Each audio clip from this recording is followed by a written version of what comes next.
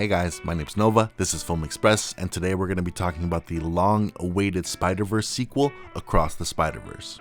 There was no way they were going to top the first movie, right? Like, that was just insane for us to think that they would. Now, some people may disagree and might think that this is a better film in a lot of ways than the first one. I can see why a lot of people would think that. This is a fantastic movie. But I still have a special place in my heart for that first movie.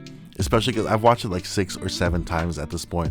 It's a flawless film in my opinion from the first frame to the last. There was not an ounce of fat on the first Spider-Verse film. Now this one, let's be honest, undoubtedly this is a technical marvel in every single way.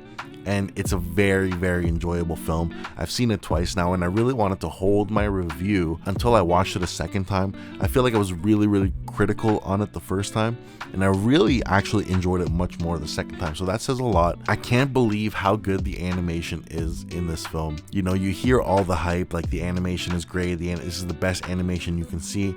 And you know what? They're right. Like, this is in every single way the most ambitious animated project I think I've seen ever. It makes for like a visual spectacle of a film that you just need to see in the best quality possible on the biggest screen possible.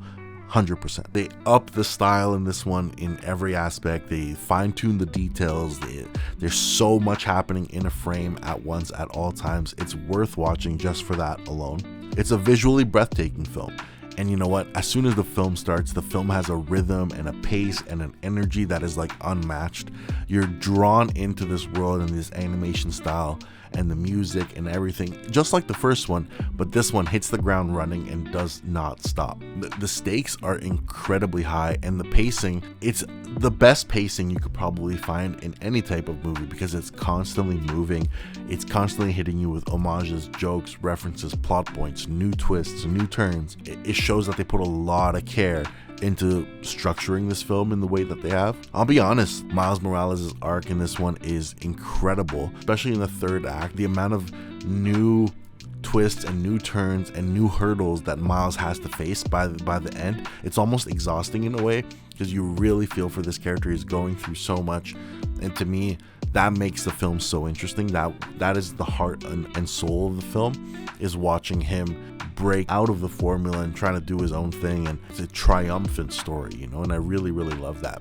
I do feel though that there are parts in this film that kind of drag, especially in the second act, especially when they're trying to do a little bit of the silly humor that doesn't always fully land. That's where it differs from the first film for me. In the first film, every joke was landing, every line of dialogue was purposeful. There was not a moment where I think, hey, we could cut this scene out.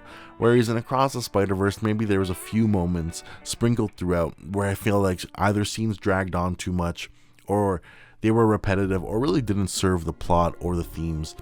Instead, they were just kind of going for jokes or going for what is mostly entertaining.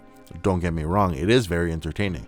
It's just, it's not as tight as the first film, which is really holding it back. Another thing that kind of loses the film points is the fact that it is a part 1. It ends on a cliffhanger and it's not the full story. Just as things are getting really juicy and I'm about to get so invested in the story is when they really ended on the cliffhanger, which again, people could argue that that's good storytelling, and it is. You know, I'm gonna watch the second one now for sure. I'm hyped. It's gonna be a couple of years though. But no matter what, they've gotten me invested in the story. It's just, it feels so cheap to leave your audience after this many twists and turns and heavy, impactful, emotional things that keep getting added into the story. It was just kind of, it felt a little bit cheap to have it end right there. But I understand why they're doing it. If they need a couple years to get the sequel done at the level that it needs to be to finish this trilogy in a good way, in a way where it's going to be legendary for years and years and years to come, then they can take all the time they need. That's fine. It's really those last 30-40 minutes of this film that end up elevating this to insane levels. Like, I can understand why a Spider-Man fan, a superhero fan, or just a fan of these types of films in general is getting everything they could ever want from a superhero film in those last 30 minutes. It is insane. It is worth seeing. The chase with all the Spider-Man is one of the best moments in the history of superhero films, I think. And I don't say that lightly, because I do think the film has its flaws. If I rated the first Spider-Verse a 5 out of 5, I rate the second one a 4.5 out of 5. It's not flawless, it's got some flaws, but that sequence alone is among the best spectacle you could ever get from any type of superhero movie.